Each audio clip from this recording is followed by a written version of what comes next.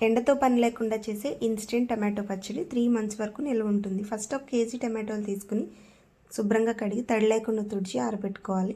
ఇప్పుడు స్టవ్ మీద పాన్ పెట్టుకుని 1 స్పూన్ మెంతులు, 2 టేబుల్ స్పూన్ ఆవాలు వేయించి పొడి చేసుకోవాలి. ఇప్పుడు ఈ టమాటాలని శుభ్రంగా చిన్న చిన్న ముక్కలుగా కట్ చేసుకుని ఒక బాండీలో వేసుకుని స్టవ్ మీద పెట్టుకోవాలి.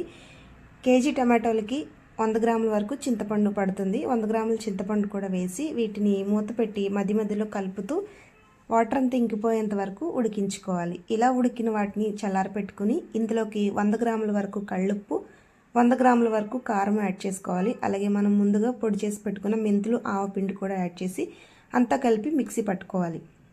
ఇప్పుడు తాలింపు కోసం స్టవ్ మీద పాన్ పెట్టి 250 గ్రామ్స్ వరకు పల్లి నూనె కానీ పప్పు నూనె కానీ యాడ్ చేసుకుని ఇందులోకి వెల్లుల్లి, జీలకర్ర, ఆవాలు, ఎండుమిర్చి, కరివేపాకు, కొద్దిగా పసుపు, కొంచెం ఇంగువ వేసి మంచిగా వేయించుకుని మిక్సీ పట్టి పెట్టుకున్న టమాటో పేస్ట్ని ఇందులో వేసుకుని ఒక 2 నిమిషాల పాటు మగ్గిస్తే సూపర్ టేస్టీ పచ్చడి రెడీ.